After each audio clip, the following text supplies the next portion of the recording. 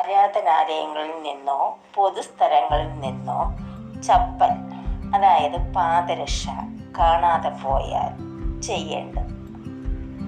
Hi friends, പുതിയ വീഡിയോയിലേക്ക് ഏവർക്കും സ്വാഗതം.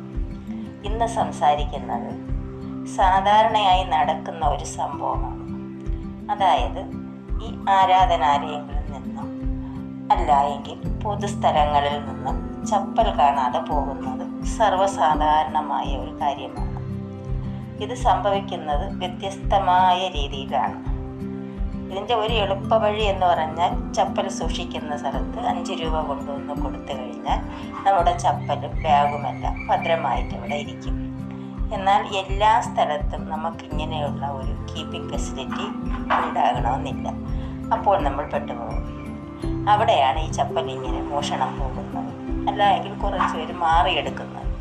അപ്പം ഇത് സംഭവിക്കുന്നത് ഞാൻ പറഞ്ഞതുപോലെ വ്യത്യസ്തമായ രീതിയിലാണ്. അതിൽ ഒന്നെന്ന് പറയുന്നത് നമ്മൾ അറിയാതെ മാറിയിടുന്നതാണ്. രണ്ടെന്ന് പറയുന്നത്, ചിലരെന്ന് പറഞ്ഞാൽ ഇത് അടിച്ചു മാറ്റിയെടുക്കാൻ വേണ്ടിയിട്ട് വരുന്ന ഒരു കൂട്ടരുണ്ട്. അപ്പം നമ്മൾ അറിയാതെ മാറിയിടുന്നതെന്ന് പറയുമ്പോൾ ഒരേ സൈസിലും പിന്നെ ഒരേ മോഡലിലൊക്കെ ഒത്തിരി ചപ്പലുകളുണ്ട്. അപ്പം അത് ഇങ്ങനെ നമ്മൾ ഇടുന്ന സ്ഥലം നമുക്ക് എന്തെങ്കിലും കൺഫ്യൂഷൻ വന്നു കഴിഞ്ഞാൽ നമ്മൾ ചിലപ്പം മാറി ഇട്ടെന്ന് വരാം. അത് അങ്ങനെ സംഭവിക്കുന്നതാണ്. പിന്നെ രണ്ടാമതെന്ന് പറയുന്നത്, ഈ അടിച്ചു മാറ്റാൻ വരുന്ന ഒരു കൂട്ടരുണ്ട്. അവരതിൻ്റെ ഭംഗിയൊക്കെ കണ്ട് അവരത് എടുത്തോണ്ട് പോകാൻ വരുന്നവരാണ്. ചിലരെന്ന് പറയുന്നത്, അവർ ഇടുന്ന സ്ഥലം മറന്നു പോകും. അവർ ഒരു സ്ഥലത്തിടും, വേറെ സ്ഥലത്ത് പോയിട്ടായിരിക്കും തിരയുന്നത്. അങ്ങനെയുള്ളവരുമുണ്ട്. അപ്പോൾ അവർക്ക് ആ സ്ഥലം കൺഫ്യൂഷൻ വന്നിട്ട് അവർക്ക് ആ ചപ്പൽ കിട്ടാതെ വരുമ്പോൾ അവർ വേറെ ഏതെങ്കിലും ചപ്പൽ എടുത്തിട്ടിട്ട് പോകും.